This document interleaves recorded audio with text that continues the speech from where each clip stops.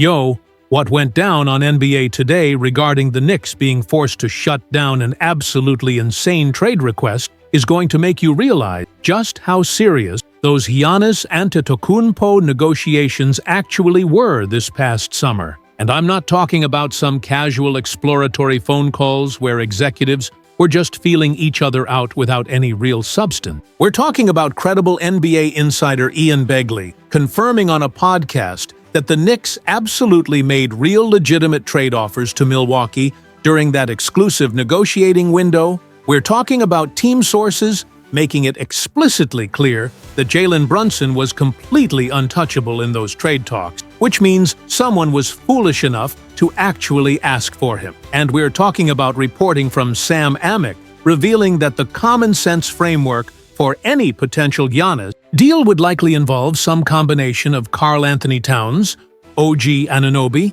and Mitchell Robinson, with possibly Mikal Bridges also entering the conversation. When Malika Andrews set up the segment by discussing how the Knicks were quite perturbed by all the tumult caused by the recent Giannis reporting, when the panel started debating whether New York should even consider gutting their roster to acquire a generational talent, when they analyzed why the Knicks have legitimate concerns about the possible roster imbalance that could result from a trade of this magnitude, I had to pause because this wasn't just theoretical trade machine speculation. This was concrete reporting about actual offers that were made, and specific players that were discussed, and hard lines that the Knicks organization drew about who's available and who absolutely isn't. So I'm watching NBA Today during their afternoon programming when they broke the news about what actually transpired during those Giannis trade discussions, and you could feel the entire panel trying to process the implications of learning that legitimate offers were on the table rather than just preliminary conversations. Stephen A. Smith was particularly animated because, as a diehard Knicks fan, he obviously wants Giannis on the roster. But even he was acknowledging that there are certain players you simply cannot trade away if you want to maintain a championship-caliber team rather than just acquiring one star and hoping that's enough. Let me paint you the complete picture of what really transpired during this extended segment that went extraordinarily deep into both what happened during the negotiations and what could happen in the future. Because the surface-level Knicks tried to trade for Giannis headline completely misses the specific details about Ian Begley's reporting confirming real offers were made, why the Knicks felt compelled to explicitly take Jalen Brunson off the table, which only happens when someone actually asks for him, what combination of players the Bucks would likely want in return based on insider knowledge of their preferences, and the uncomfortable reality that the Knicks have to balance their desire to acquire a generational talent against the risk of destroying the roster chemistry and depth that makes them championship contenders in the first place. Here's the foundational reporting that sets everything up. Let's clear up a major misconception that's been circulating around NBA media and social platforms. The New York Knicks absolutely tried to trade for Giannis Antetokounmpo this past offseason,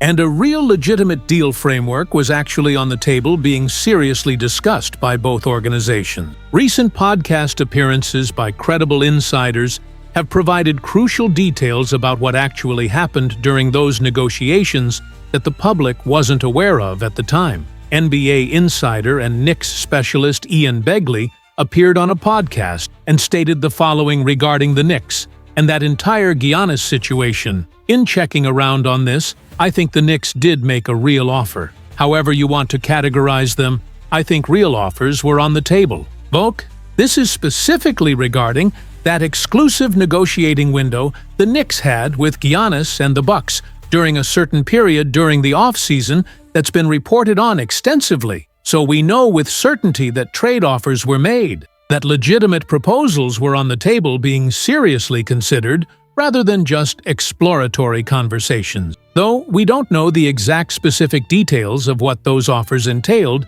in terms of which players and draft picks were included. But here's what we do know for certain that reveals just how serious these discussions became. The Knicks felt the absolute need to shut down trade requests for their superstar point guard Jalen Brunson. And the only reason New York would have to do that is because a team, whether they were joking or being serious, though presumably serious, likely asked for Brunson to be included in any potential trade package. And the Knicks shut that down immediately and emphatically, like everyone with any knowledge of the organization knew they would do. Kendrick Perkins was making this observation during the segment. Just imagine the audacity of actually asking for a player like Jalen Brunson in trade discussion. Think back to when New York was trying to go after Kevin Durant a few years ago. Did you hear anything about Brunson being part of those trade conversations? Did the Knicks feel at that time that they needed to explicitly shut down trade requests for Brunson? No, they didn't, because he wasn't viewed the same way organizationally at that point in his career. But this time around, with the Bucks and Giannis discussions, the Knicks made it crystal clear that Jalen Brunson is absolutely not on the table. He will never be on the table, and any team that asks for him is wasting everyone's time. Recent reporting from The Athletic and NBA insider Sam Amick provided explicit confirmation of this stance. Team sources have made it clear that the Knicks point guard Jalen Brunson was, as expected, untouchable in these trade talks. That phrasing is incredibly significant. Untouchable is the strongest language you can use in trade negotiations. It's not, "We'd prefer not to trade him," or "It would take a lot to move him." It's definitively, he cannot be acquired under any circumstances, period. Richard Jefferson was breaking down why organizations feel compelled to make these public declarations. The only reason you explicitly shut down a trade request and make it known publicly is because someone was foolish enough or bold enough to actually ask for that player. It's not hypothetical posturing, it's a direct response to an actual request that was made during negotiations. Jalen Brunson is not available. He will never be available.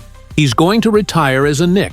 He's going to be with this organization for the rest of his NBA career, barring something completely unforeseen and catastrophic. So if not Jalen Brunson, if New York has made it abundantly clear they will not give up their franchise point guard in any trade regardless of who they're acquiring in return, then who else would the Knicks realistically be willing to give up? Who would the Milwaukee Bucks want back in a trade that would convince them to send Giannis Antetokounmpo to New York? Well, according to credible NBA insiders who've spoken to people involved in these discussions, it's three specific players that make the most sense from a salary matching and basketball fit perspective. Sam Amick continued his reporting by stating, "In terms of possible players being involved, the common sense lens turns toward Karl Anthony Towns, OG Anunoby, and Mitchell Robinson from there.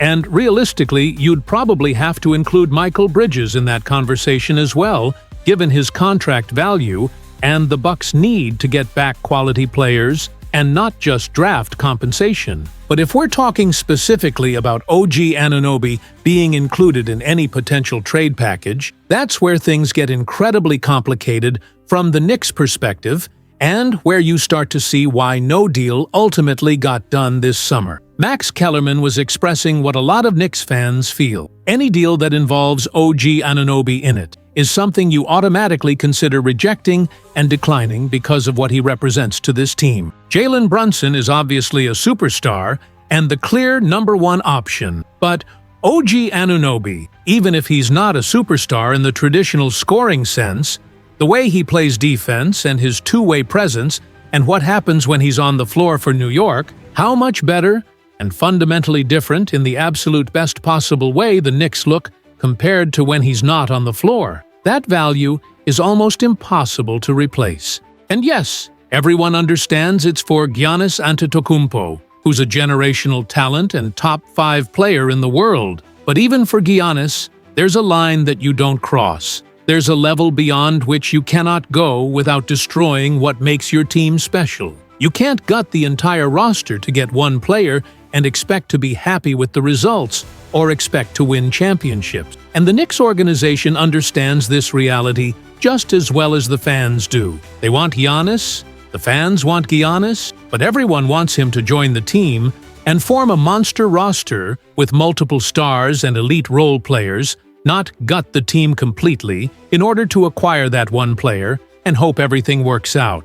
And the Knicks front office is feeling the exact same way about this situation, which is ultimately why they did not pull the trigger and trade for Giannis this past off-season, despite having real offers on the table. But even if the Bucks had genuine interest in a package involving several of those specific players, the Knicks are known to have serious concerns about the possible roster imbalance and chemistry destruction that could result from a deal of this magnitude and scope. Stephen A. Smith was emphatic about making this point clear. That doesn't mean the Knicks don't have interest in Giannis going forward. They absolutely do have interest and remain interested in acquiring him when the circumstances and timing are right. But there's extensive proof over the past few years that Giannis Antetokounmpo's individual impact alone simply isn't enough to win championships, as we've seen with Milwaukee's repeated playoff disappointments. As teams like Oklahoma City and Indiana showed recently, depth and diversity of talent across the roster is the modern way to reach the mountaintop, rather than just having one transcendent superstar carrying everyone. All of which is to say that the Knicks, who were reportedly quite perturbed and frustrated by all the tumult and media speculation caused by this latest round of Giannis reporting, appear to be fully focused right now on making a legitimate title run with their current group of players. Whatever happens next from their standpoint regarding Giannis will depend greatly on whether they're able to live up to their own extremely lofty championship expectations in the season to come. Here's what really emerged from this entire NBA Today segment. The Knicks have to constantly think about cost, risk to roster chemistry, and implications for the future every single time they evaluate trading for a superstar. Giannis Antetokounmpo is a generational talent in the prime of his career, who's probably 4 or 5 years away from any real conversation about athletic decline. And New York absolutely wants him, especially because he's still improving and working on his game. But even though the Knicks likely want Giannis badly, they have to draw lines and say, we cannot go beyond this point. Jalen Brunson is off the table. OG Anunoby is probably off the table. And there are only a select few players they'd actually be willing to part with to acquire even someone of Giannis's caliber, depending on how this season plays out.